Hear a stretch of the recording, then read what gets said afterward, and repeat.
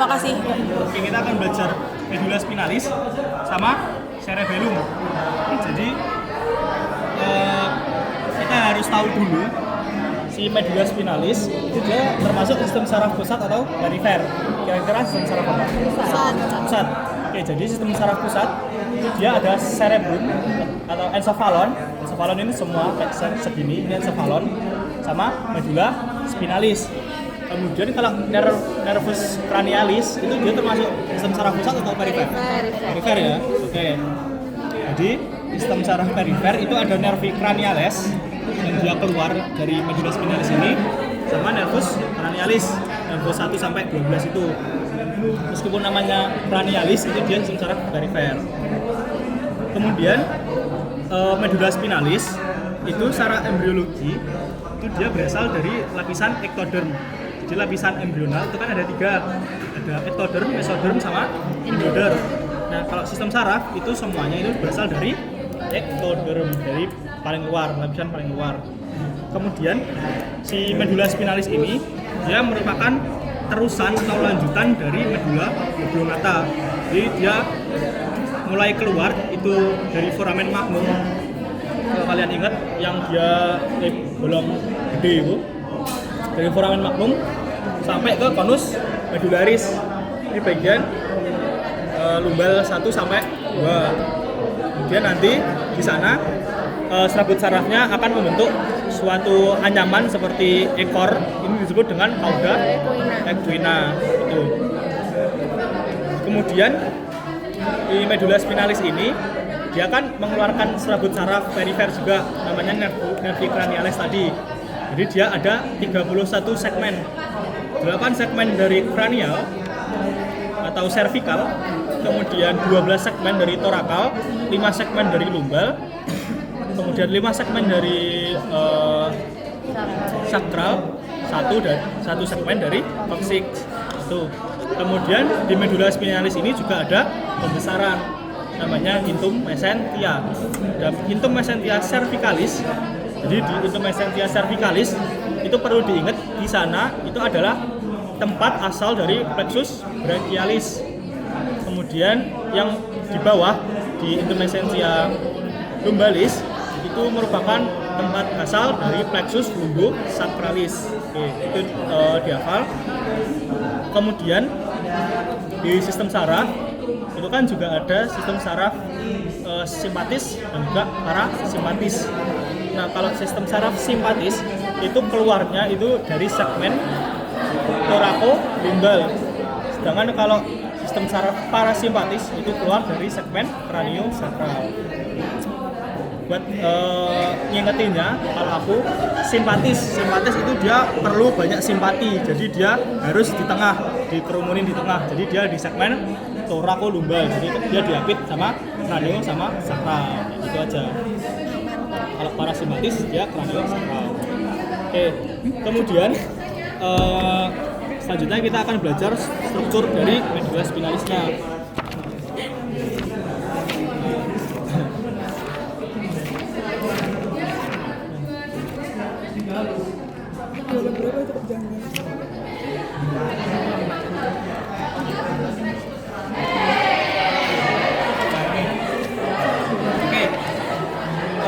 Di medula spinalis itu struktur eksternalnya ada beberapa yang penting. Itu pertama ada visura mediana anterior. Nah, di visura mediana anterior itu nanti akan dilalui oleh arteri spinalis anterior. Di sini nanti akan lewat arteri spinalis anterior. Kemudian di bagian sampingnya, di lateralnya, ini juga ada sulcus anterolaterales. Ya, di sulcus anterolaterales ini nanti merupakan tempat keluar dari nervus spinalis yang anterior atau yang untuk motorik. Kemudian yang posterior di sulcus posterolateral itu merupakan tempat keluar dari nervus spinalis yang posterior atau yang sensorik. Kemudian bedanya buat nervus spinalis yang motorik sama sensorik. Kalau yang sensorik itu dia ada ganglionnya, ada ganglion cortex dorsalis. Ganglion ini fungsinya itu untuk mengumpulkan mengumpulkan impuls dari perifer itu nanti akan dibawa ke medulla spinalis. Jadi dia kayak relay stationnya di sana. Kemudian di posterior nanti ada sulcus mediana posterior. Kemudian di tengah-tengahnya ini ada kanalis centralis medulla spinalis. Nanti akan diisi oleh liquor cerebrospinal. Oke. Kemudian untuk struktur internalnya kalau kalian lihat ini ada bagian yang putih, sama yang gelap. Yang putih ini dia didominasi oleh rambut saraf yang bermielin. Jadi dia namanya linea di sini substansia alba.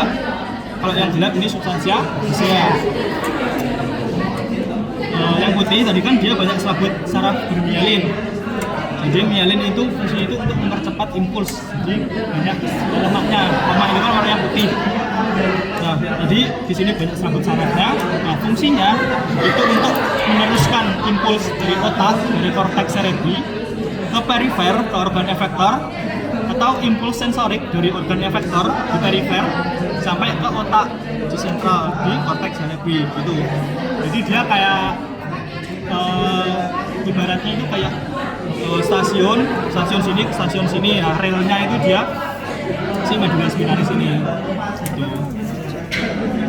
Kemudian di bagian substansia alba ini nanti akan dibagi menjadi 3 bagian atau funiculus kita sebutnya. Ada funiculus anterior, dia dimulai dari sulcus mediana anterior sampai sulcus anterolateral.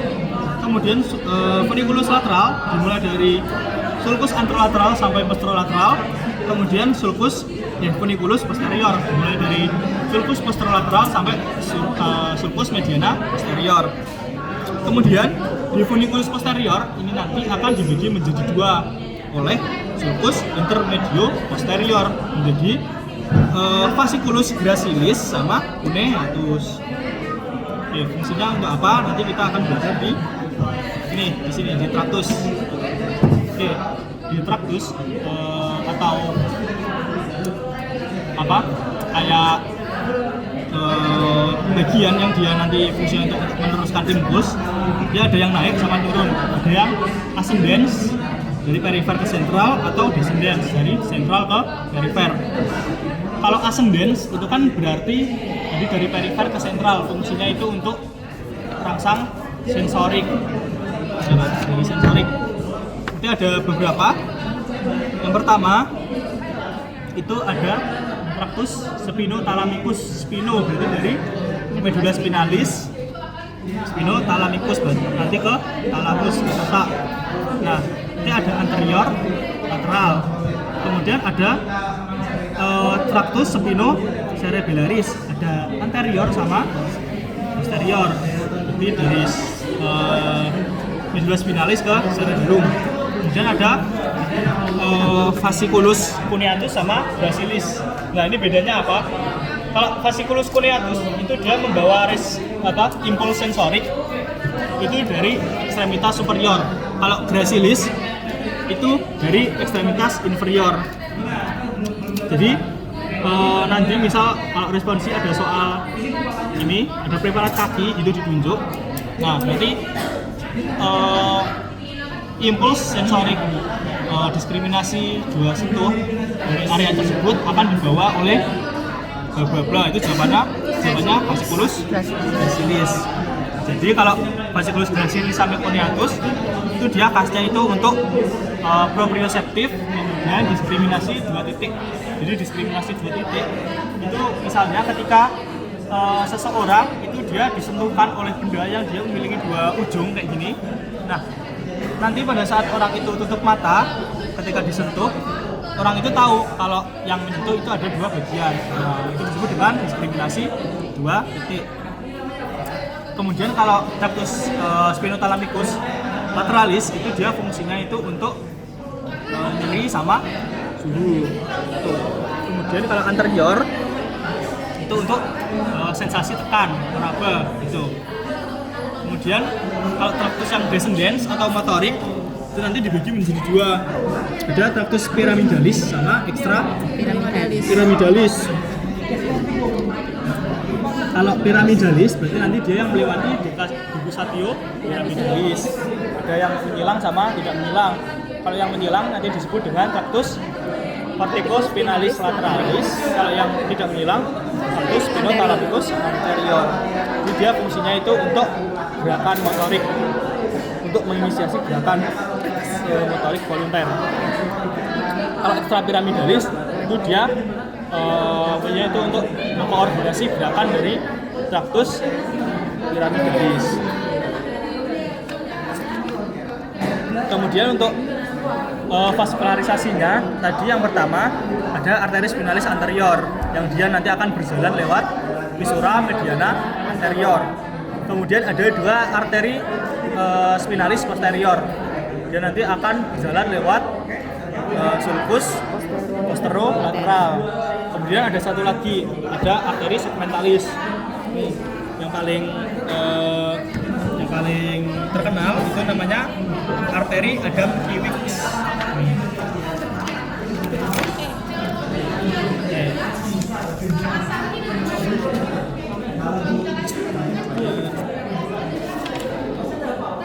Ini klinis udah diajarin belum? Itu belum ya? Oke, kalau klinis pertama ini ada hernia nucleus pulposus. Jadi hernia nucleus pulposus itu ini. Jadi di kolumna vertebra itu kan di antara satu vertebra dengan vertebrae lain itu kan dia ada bantalannya tuh. Itu namanya discus intervertebralis. Nah, di dalam discus intervertebralis itu nanti ada yang namanya annulus fibrosus. Jadi annulus fibrosus itu dia kayak mangkok tempat dari nucleus pulposus. Jadi nucleus pulposus itu fungsinya itu untuk meredam tekanan. Jadi kalau kalian mengangkat beban itu nanti tekanannya akan diredam sama si discus intervertebralis ini. Nah, lama-lamaan kalau misal ngangkat suatu benda yang berat itu nanti bisa menyebabkan si nucleus pulposusnya itu keluar dari annulus fibrosus. Jadi kalau udah keluar di samping-sampingnya itu tadi kan ada nervi spinalisnya. Ada nervus spinalis yang motorik maupun sensorik. Nah, kalau yang kena yang sensorik itu nanti berarti ada nyeri tuh di bagian sana. Kalau yang motorik nanti udah gerakan di bagian dermatom di daerah tersebut akan rusak, jadi tidak bisa bergerak kayak gitu. Intinya kayak gitu. Tapi kalau motoriknya yang kena tuh berarti sakit nggak mas? Apa langsung nggak bisa aja? Biasanya yang kena duluan itu yang sensorik. Jadi nggak tahu kenapa yang kena duluan yang sensorik. Tapi kalau yang kena motorik itu dia nggak sakit, tapi dia kayak bisa gerak tapi kekuatannya lemah. Tuh, bisa kena dua-duanya juga. Jadi buat tindakan nanti biasanya dioperasi. Gitu. Kemudian lesi UMN LMN nanti lesi di sana.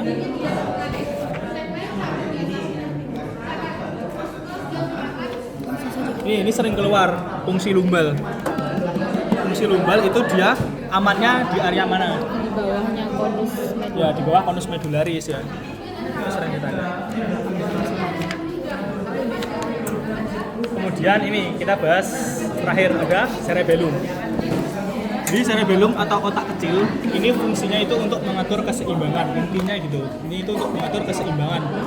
Misal kalian jalan, kalian nggak jatuh di salah satu sisi, itu dia yang mengatur si cerebellum. Kemudian misal kalian tutup mata, kemudian kalian berjalan, kalian nggak jatuh di salah satu sisi. Kemudian